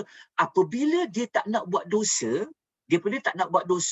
maka ketika di dunia dia buatlah kebaikan kepada Allah, maka dia layak dapat syurga. So kita kena baca ayat nombor 46 ni begitu. Okey, untuk menjelaskan lagi ayat nombor 46. Baik. Tuan-tuan tengok pada perkataan maqama rabbih. Tengok perkataan maqama rabbih. Apa makna maqama rabbih? Menghadap Tuhannya. Menghadap Tuhannya. Okey, menghadap Tuhannya. Okey, menghadap Tuhannya. Okey, menghadap Tuhannya, kita tulis dekat mana-mana nota ya. Menghadap Tuhannya ni, menghadap Tuhan tu bermaksud perkara apa yang manusia dan jin tu takut. Kan ayat tu kata kan kita belajar tadi. Nikmat ketakutan. Takut apa? Takut apa? Dalam ayat ni Allah bagi tahu dah. Takut untuk menghadap Allah di hari akhirat nanti kita takut nak hadap Allah. Takut menghadap Allah. Siapa tak takut nanti nak hadap Allah? Siapa yang dia kata, aku tak takut langsunglah jumpa dengan Allah Ta'ala ni. Siapa tak takut jumpa Allah? Semua orang takut. Orang beriman, dia ada perasaan takut jumpa Allah. Kenapa? Kerana kita semua orang yang berdosa. Dosa kita banyak. Masa kita baling, sampailah ke hari ni, dosa dah banyak mana. Jangan nak fikir dosa orang lain aja. Jangan nak tunding orang lain je. Jangan nak cerita aib orang lain aja. Tapi aib sendiri tu Allah Ta'ala selamatkan. Allah Ta'ala tahu kita buat apa. Jadi jangan pandang diri kita suci. Kita kena selalu buat tu. Sebab tu Islam tak bagi tengok. Cari kesalahan orang lain. Cari kesalahan sendiri pun dah banyak dah. Jadi orang beriman ni dia takut nanti jumpa Allah.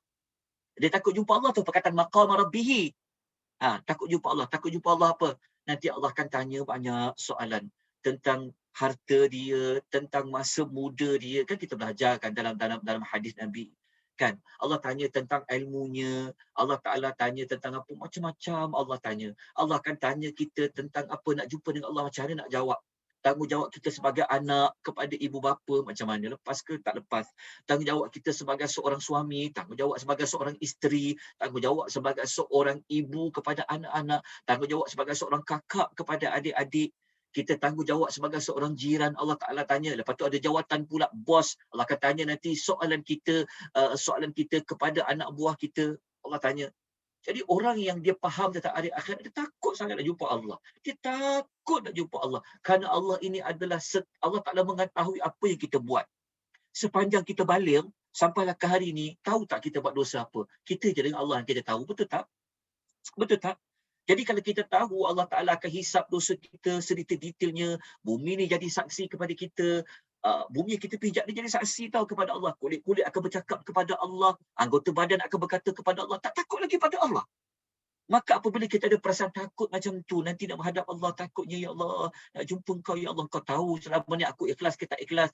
Engkau tahu, ya Allah, berapa banyak aku buka aib orang, ya Allah, berapa banyak aku cari kesalahan orang, berapa banyak aku fitnah orang, ya Allah, berapa banyak aku mengumpat orang, ya Allah, berapa banyak aku hasad pada orang, ya Allah, Kau tahu, ya Allah, Kau tahu. Takutnya lah nak jumpa dengan Allah ni, macam mana nak jumpa Allah. Jadi umat manusia yang ada perasaan macam tu, man tadi, sesiapa yang ada perasaan macam tu nak takut jumpa Allah, Allah kata jannatan, dia akan dapat 2 syurga. Jadi dekat sini, tuan-tuan dan puan-puan, ada tak perasaan takut? Tanya dalam diri. Takut tak nak buat dosa? Ke tak takut? Rasa bersalah tak lepas buat dosa? Kalau kita buat dosa, kita rasa bersalah, tu satu nikmat tak? Satu nikmat kerana Allah bagi ada perasaan takut tu. Sebab itu Allah Ta'ala ulang-ulang sebelum ni cerita tentang penghuni neraka lah, akan diambil kepala dia, kaki dia lipat lah, masuk dalam neraka. Kenapa ayat-ayat bentuk macam tu? Kerana Allah nak bagi kita nikmat ketakutan, insaf. Okay? Jadi moga-moga kita dah mantap, kita dah dapat merasai tentang nikmat ketakutan tu. Betul, saya kena berulang-ulang kali. Sebab kita ni kejap lagi minggu depan lupa balik. Jadi kena ingatkan balik. Moga-moga kita dapat merasai nikmat takut. Okey, tuan-tuan dan puan-puan, sekarang kita bincang lagi. Okey, perkataan man tadi saya telah sebut. Tolong tukar, jangan tulis dan orang, kena tulis dan sesiapa. Sebab Ibnu Katsir kata, dia kata yang benar ayat nombor 46 ni, dia kata dia adalah umum. Dia kata ayat ni adalah umum, dia kata. Umum tu maksud apa? Umum ni maksud dia bukan untuk manusia saja. Ia juga boleh merujuk kepada siapa? Merujuk juga kepada jin. Kalau ada jin yang takut kepada Allah, kan? Dia takut nanti berhadapan dengan Allah, maka nanti dia akan. Sebab itu tuan-tuan, siapa yang nak menghayati lagi surah Rahman ni, saya dah sebut supaya kalau ada ruang, tak ada kelas lain dan sebagainya, ikutlah kelas alam akhirat. Alam akhirat yang kami buat semalam, hari Isnin. Memang sedang maksudnya kalau lagi ada banyak maklumat, lagi tambah ketakutan tu. Bagi siapa yang ada ruang dan peluang lah. Okey, selesai kat situ. Okey, sekarang kita dah betulkan tadi, bukan dan orangnya, dan sesiapa. Dan sesiapa yang takut. Okey, kerana man dekat situ dia umum. Okey, dia boleh masuk kepada manusia, dia boleh masuk kepada pentafsiran kepada jin. Kemudian kita ulas apa maksud jannatan. Apa maksud 2 syurga dekat sini? Apa maksud jannatan? 2 syurga. Okey, dua syurga tu maksud apa? Baik. Kita pergi kepada ayat berikutnya. Kita tengok pengertian dua syurga. Muka surat nombor 34, tuan-tuan perempuan. Minta buka muka surat nombor 34. Kita tengok apa maksud pengertian dua syurga jannatan. Okey. Kita terus pergi Al-Imam Qurtubi lah. Tengok ulasan Al-Imam Qurtubi. Al-Imam Qurtubi kata apa? Okey. Kita ambil ulasan Imam Qurtubi saja. Okey, tengok ya. Imam Qurtubi, tuan-tuan nampak tulisan yang warna hitam tu, tulisan warna hitam yang dibulkan itu adalah pendapat-pendapat ulama. Okey, yang pertama Al-Imam Qurtubi, beliau mengatakan, dia kata ada ulama berpendapat dua syurga tu maksud apa? Pendapat pertama kata, sesungguhnya dua syurga itu salah satunya syurga yang diciptakan untuknya dan satu lagi syurga yang dia warisi. Maksud dia, pendapat pertama kata, dua syurga tu dia memang betul-betul dapat dua syurga. Maksudnya pendapat pertama ni kata, ayat kata dua syurga tadi memang dia dapat dua syurga. Dua syurga tu satu memang dia dapat memang hak dia dapat kerana amal-amal dia buat. Satu lagi dia dapat tu kerana dia warisi. Warisi ni, kalau kita baca pentafsiran lain, Ibnu Katsir kata warisi ni maksudnya macam kita semua ada dua syurga. Ada dua syurga. Satu syurga dia macam ni, kita semua ada dua, kita semua ada macam ni, kita semua ada dua tempat tinggal. Satu dekat syurga, satu dekat neraka. Okey. Kalau kita masuk syurga, neraka yang kita tak masuk ke dalamnya, kita tinggalkan kepada orang lain yang masuk neraka. Maksudnya, syurga, neraka, maksudnya rumah yang dekat dalam neraka, rumah dekat dalam neraka tu ditinggalkan kepada orang masuk neraka. Itu dipanggil. Tapi, orang yang masuk neraka, dia akan tinggalkan rumah dia dekat neraka tu. Maka dekat rumah yang dekat syurga tu. Jelas tak? Maksud begini. Maksudnya begini. Kita semua ada satu rumah dalam syurga, ada satu rumah di dalam neraka. Okey. Kalau kita masuk syurga, yang dekat neraka tu ditinggalkan kepada penghuni neraka yang masuk. Kalau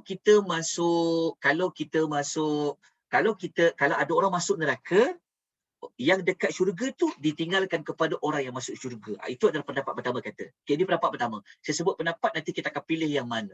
Yang mana kita pilih pendapat yang kita nak gunakan di dalam kita berbahas tentang surah Rahman. Okey, pendapat yang kedua kata, dua syurga tu dia kata, satu syurga tempat tinggal dia, satu lagi syurga untuk para isteri dia. Maksudnya dia nak kata macam, satu dia ada macam istana, satu yang khusus. Contoh macam kita kan, macam kita ada dua handphone lah, example. Satu handphone untuk dengan orang lain, satu handphone untuk peribadi. Contoh kan, maksudnya macam ni, orang-orang yang kaya ni kan, orang-orang pembesar-pembesar ni, dia ada satu rumah yang khas untuk privacy dia sahaja. Satu lagi adalah macam, kalau kita baca ayat dia kata, salah satu dari dua syurga itu ada tempat tinggalnya, satu lagi adalah rumah para isterinya.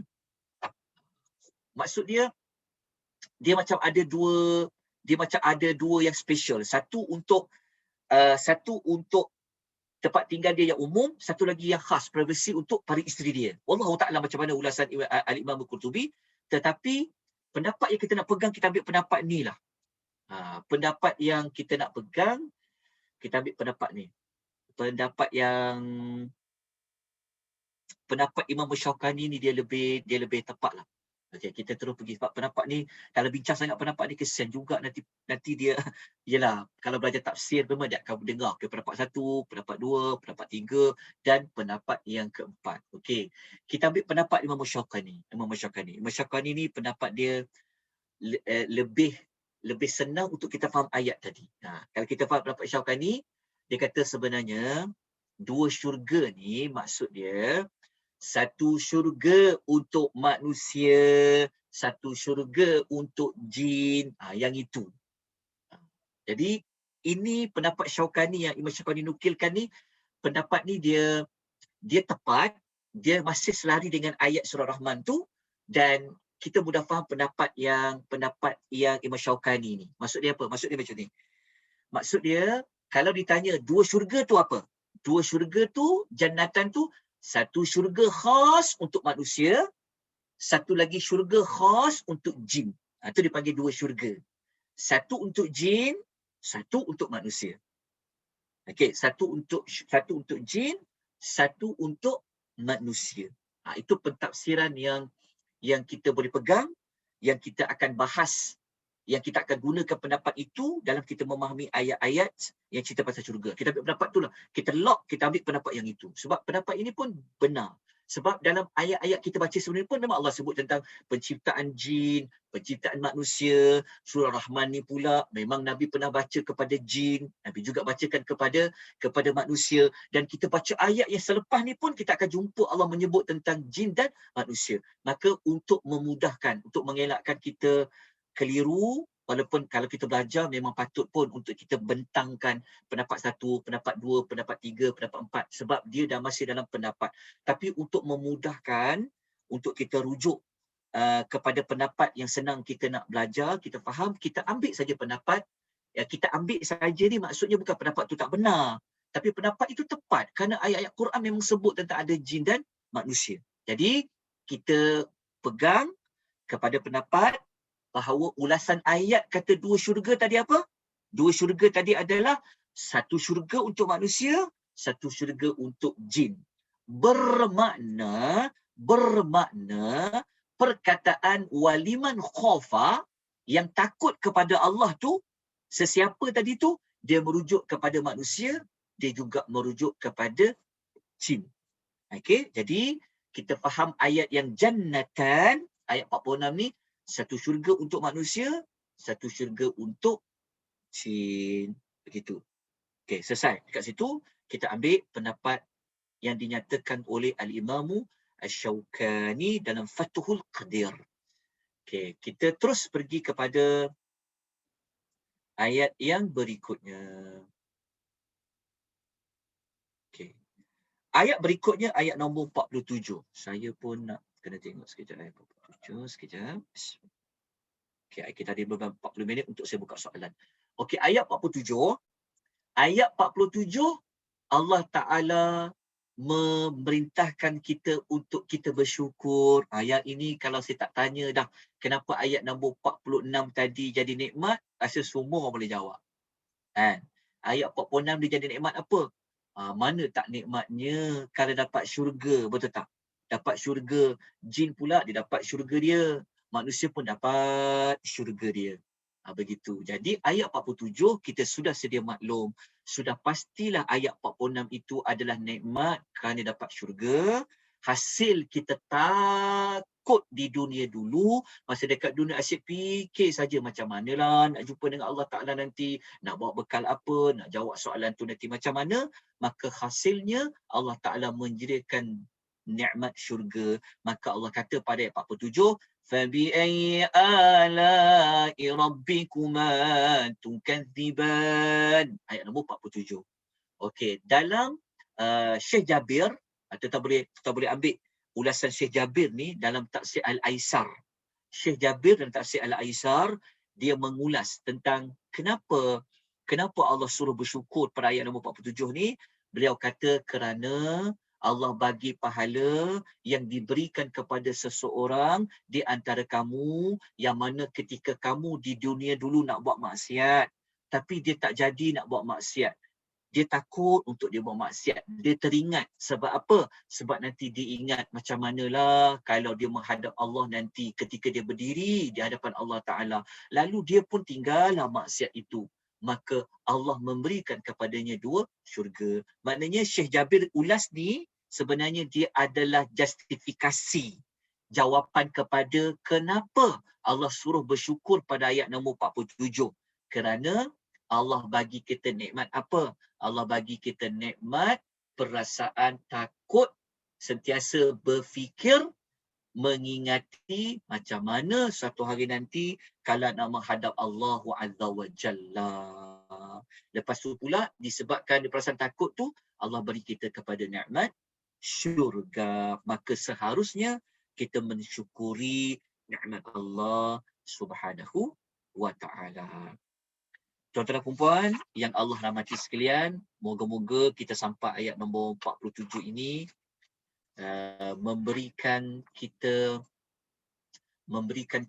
kekuatan untuk kita teruskan kita buat amal kebaikan, dalam masa yang sama membentuk sifat kita berhati-hati untuk kita melakukan segala kesalahan dan dosa kepada Allah Subhanahu wa Ta'ala. Sebelum kita tutup pengisian kita pada pagi ini, tuan-tuan dan puan-puan tolong catat tentang susunan nikmat syurga tu. Susunan nikmat syurga maksud dia nikmat-nikmat syurga ni Allah nak cerita perkara-perkara apa. Okey. Pertama, kita tulis. Pertama, Allah cerita tentang nikmat al-maskan, nikmat tempat tinggal. Dia macam ni. Dia susunan ayat ni kalau kita kumpul-kumpul sebenarnya Allah cerita tentang nikmat tempat tinggal dulu. Dia panggil nikmat tempat tinggal. Orang beriman di mana? Okey, dah tulis. Lepas tu nanti Allah Ta'ala cerita, Allah Ta'ala perincikan pula. Dalam tempat tinggal tu nanti ada apa? Itu dipanggil Allah cerita tentang yang kedua, nikmat dari sudut mempunyai kebun-kebun, pohon-pohon. Maksud dia macam ni lah. Kita tengok rumah kan, kita nampak daripada luar, oh rumah tu besar. Rumah tu besar. Tapi nak tahu nikmat apa lagi, masuklah dalam rumah tu. Maksud dia nanti dalam surah Rahman ni kita akan baca lepas ni, Allah akan bawa kita sebab ayat nombor 46 ni Allah cerita umum je. Mereka yang takut masa dekat dunia ni nanti dia dapat syurga. Maksudnya Allah cerita tentang nikmat umum dulu. Dapat nikmat tempat tinggal di kat mana? Syurga. Tapi apabila dah masuk dalam syurga tu nanti akan jumpa apa? Jadi maksudnya cara Allah Ta'ala cerita tentang nikmat ni, Allah cerita macam yang umum dulu, dapat nikmat syurga. Lepas tu nanti Allah akan cerita yang dalam dia. Apabila dalam tu, nanti kita akan dapat nikmat apa? Kita akan dapat nikmat apa? Nikmat pandangan mata, nikmat rasa, nikmat kelihatan. Okey, maksud dia begini. Tuan-tuan, kita kena letakkan pemahaman kita. Mula-mula Allah Ta'ala cerita kita tentang nikmat tempat tinggal orang beriman apa? Syurga. Tapi dia tak habis dekat situ. Nanti Allah akan bawa kita masuk ke dalam syurga tu. Sebab nanti ayat minggu depan kita akan masuk dah kepada nikmat, dah dekat dah syurga tu. Maksudnya kita dah pergi kepada dekat dah syurga, kita akan dapat nikmat pada pemandangan. Kita akan dapat nikmat pada rasa. Kita akan dapat nikmat kelihatan. Nanti kita akan masuk nanti pada ayat-ayat ini. Pada ayat-ayat yang berikutnya. Jadi pada maklumat yang berikutnya, tetap bersedia untuk menulis ya. Kerana pada ayat yang berikutnya, kita kena banyak buat catatan lagi. Kerana kita nak perincikan lagi tentang nikmat-nikmat syurga tersebut. Jadi moga-moga kita semua dapat banyak istifadah, kita dapat banyak faedah, kita dapat banyak pelajaran dalam suratul Ar-Rahman ini. Jadi kita berhenti di sini sebab jam pun dah 11.52. Jadi saya nak buka peluang untuk bersoal jawab, mana-mana yang dapat saya berikan jawapan. Jadi kita berhenti, kita tulis tarikh dia, kita berhenti pada ayat nombor 47. Allah, minggu depan kita akan masuk ayat nombor 48. Right. Ada soalan apa-apa yang boleh kita berkongsi? Assalamualaikum warahmatullahi wabarakatuh, Ustaz. Waalaikumsalam warahmatullahi wabarakatuh. Ya, Datin Nulin. Ustaz, saya nak tanya yang pasal page number 34 yang mengatakan 34, alright.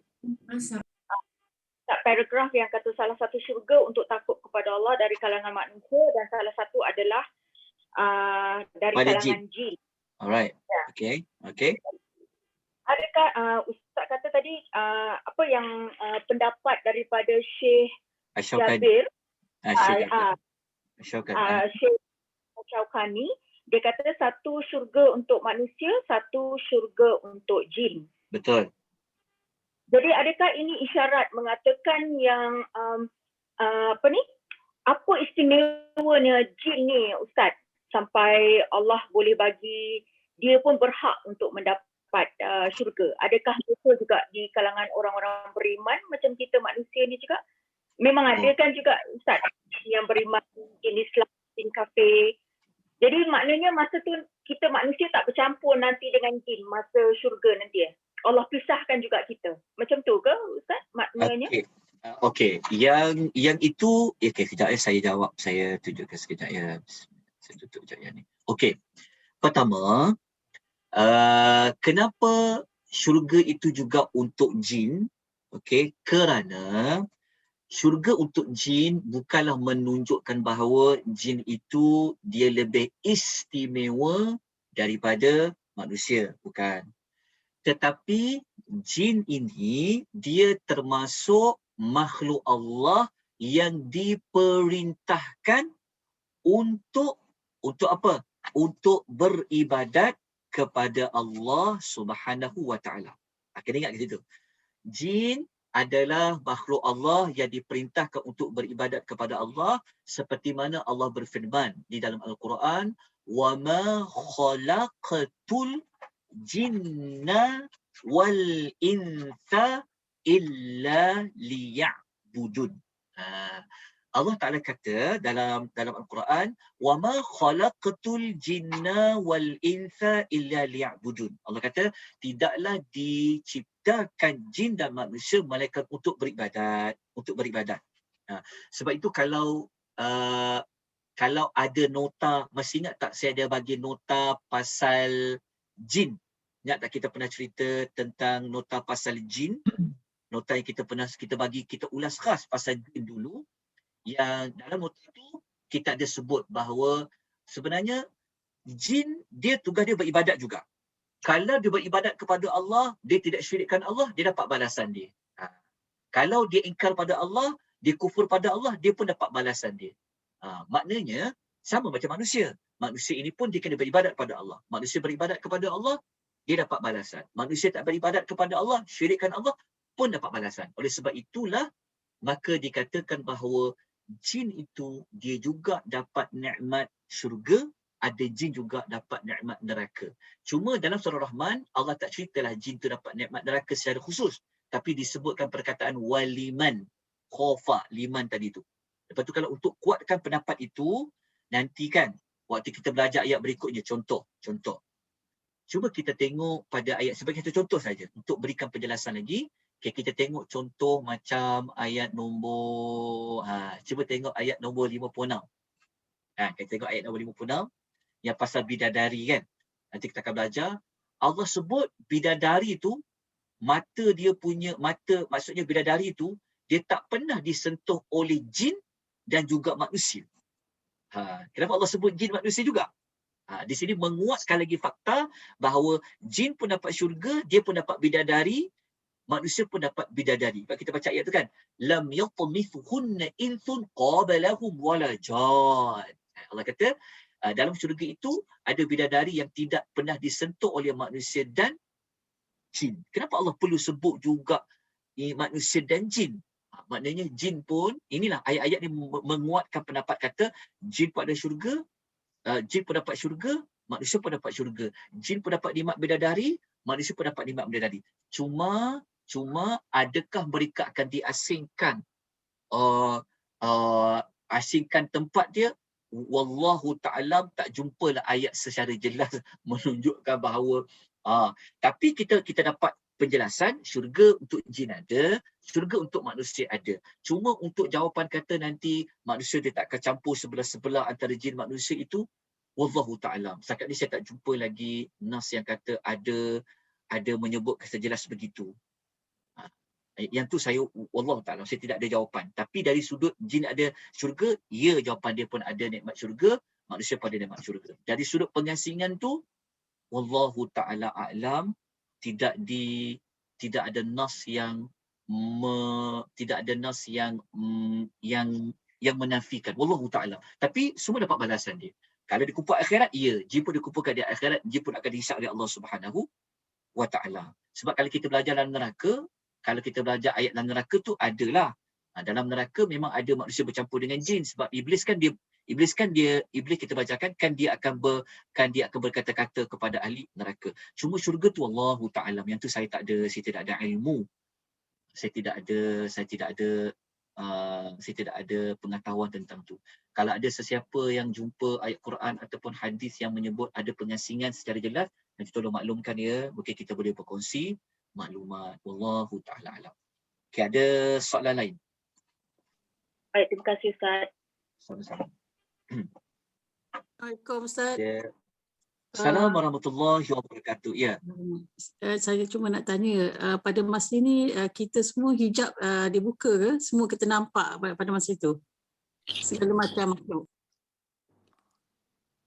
Nampak apa? Nampak apa tu? Maksudnya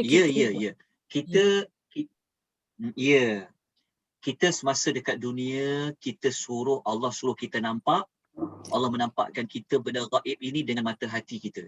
Sebab tu dia panggil iman kan. Kita beriman tentang malaikat ada, tapi kita tak nampak malaikat kan. Tetapi apabila kita dah pergi kepada alam barzah, kita nak pergi kepada alam akhirat, Allah buka semua hijab tu.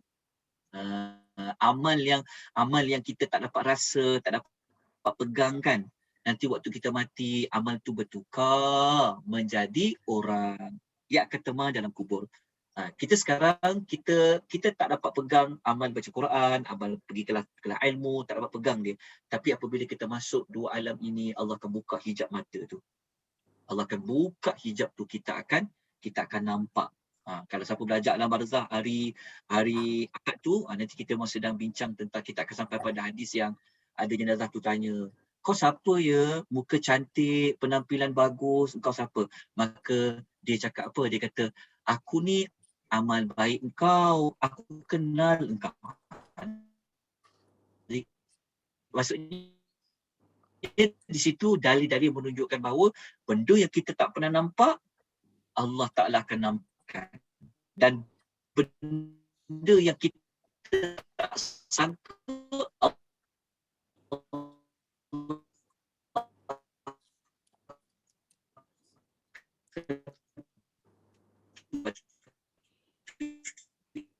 iman, dia panggil kita beriman percaya tentang sesuatu yang wujud walaupun kita tak nampak dia. Kita masih hidup, kita diajar oleh Nabi melihat Allah melalui mata hati, itu dipanggil ihsan. Okey, secara ihsan. Tapi nanti kalau kita bincang panjang lebar, supaya nanti biarlah kita dapat nikmat dalam syurga, kita dapat melihat depan mata kita.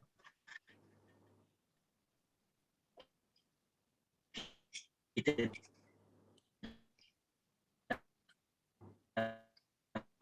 dapat melihat Allah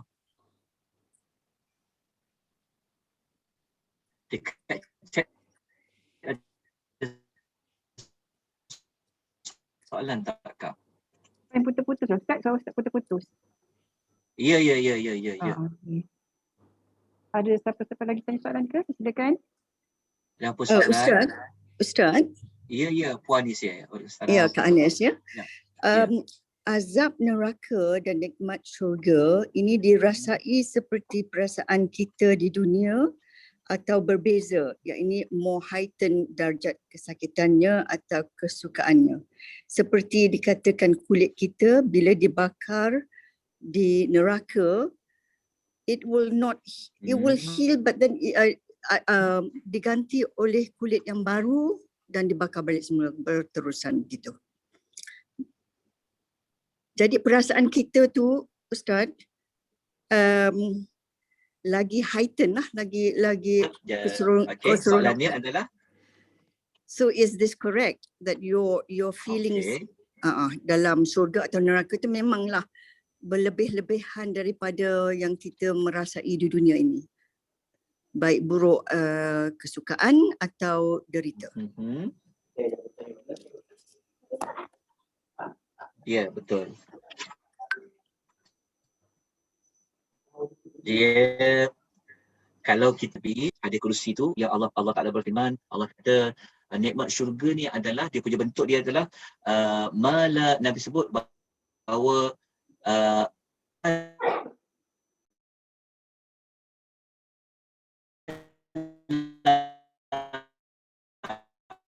ra'at, maksudnya mata kita tak perlu sami'at, telinga kan tak pernah terlintas. Maksudnya Allah Taala punyalah nak menyediakan secara rahsia nikmat tu, kita tak pernah jumpa nikmat tu, kita tak pernah dengar nikmat tu, bahkan kita tak pernah terfikir. Walaupun ada yang kata macam pernah jumpa saja, tapi kan dalam surah Al-Baqarah Allah kata wa utubihi mutasyabiha, kan mereka kata macam sama je, tapi sebenarnya hakikatnya dia tidak sama. Untuk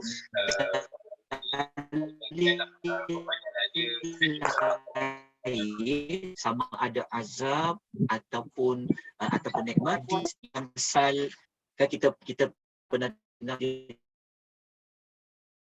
Nabi cerita tahap-tahap api neraka tu,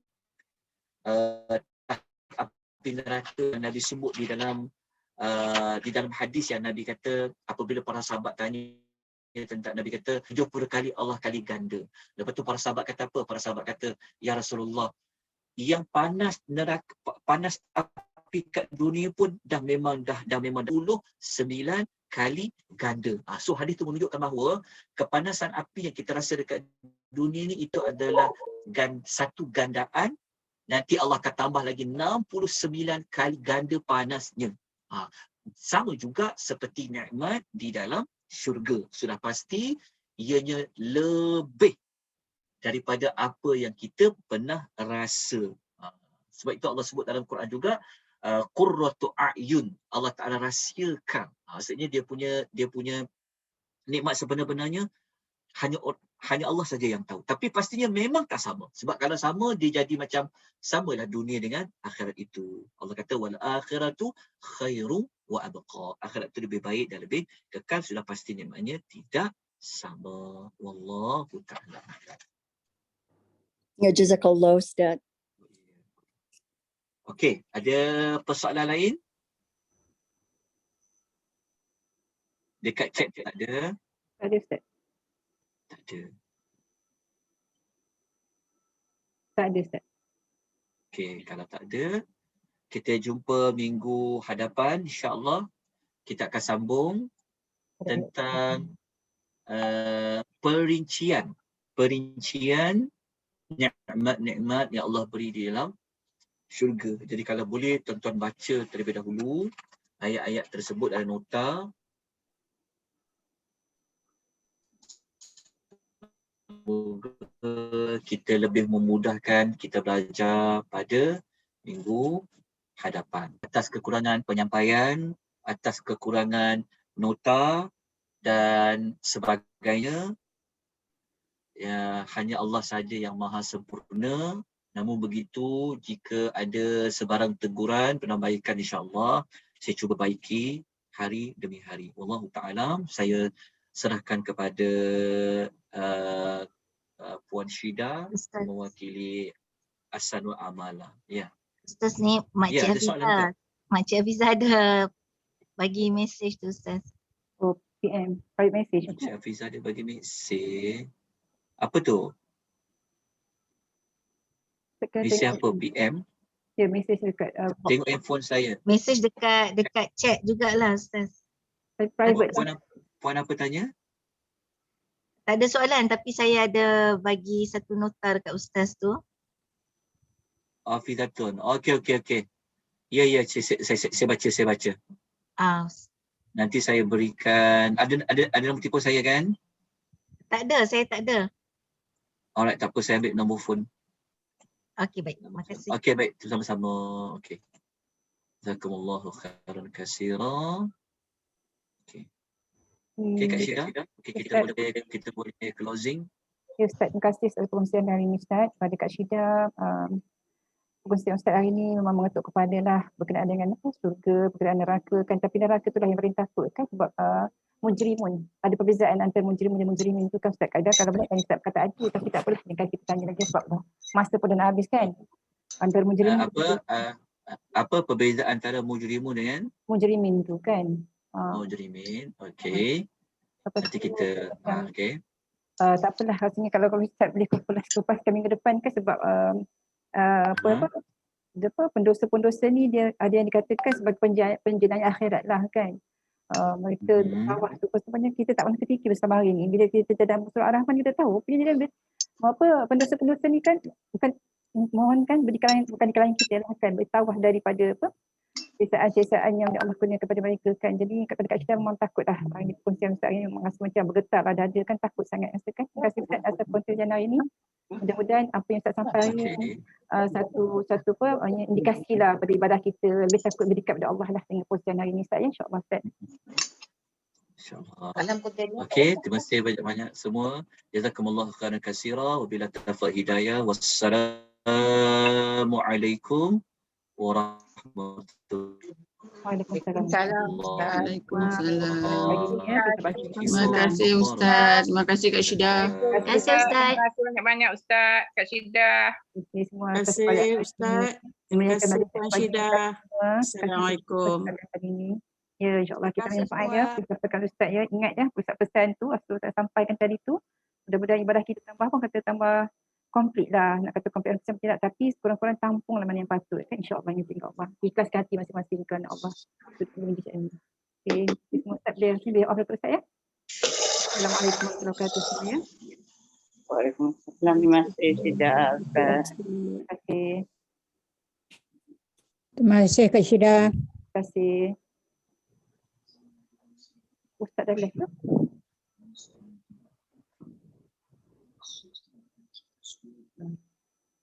Oh, kita tak endkan sesi pagi ni dengan tasbih kafarah dan surah Al-Asr ya. Kita endkan sesi pagi ni dengan tasbih kafarah dan surah Al-Asr ya. Betul Ustaz boleh offkan sesi pagi ni.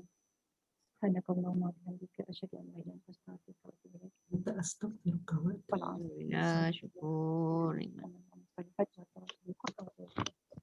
Ustaz boleh offkan sesi pagi ni Ustaz ya. Jazakallah. Ustaz dah tak dengar dekat. Oh, Ustaz dah off ke? Terima kasih Puan Syida. Sama Puan Asma, jumpa lagi. Ya, insyaAllah. Okey, Assalamualaikum. Saya keluar dulu. Terima kasih Ma, jumpa lagi. Terima kasih semua. Terima kasih semua sahabat-sahabat kuda Ustaz Yusof. Terima kasih Kak Syida. Sama-sama. Terima kasih Azhar, terima kasih Nur Haida. Terima kasih Kak Syida. Terima kasih Azia. Alhamdulillah atas keberadaan pagi ni. Sama-sama lah kita bermuhasabah diri dengan apa Ustaz sampaikan. Dosa-dosa kita ni banyak. Tak tahu lah amalan kita sikit. Umur kita panjang bila Allah kurniakan usia ni tak ada kesudahan lagi dah. Tak ada keberhentian lagi dah. Terima kasih Kak. Terima kasih Nur Haida. Sama-sama. Warahmatullahi wabarakatuh. Waalaikumsalam warahmatullahi wabarakatuh.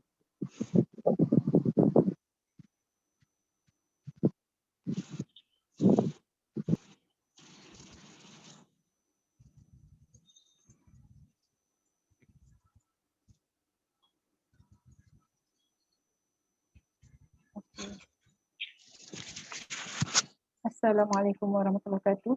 Saya endkan sesi pagi ni ya.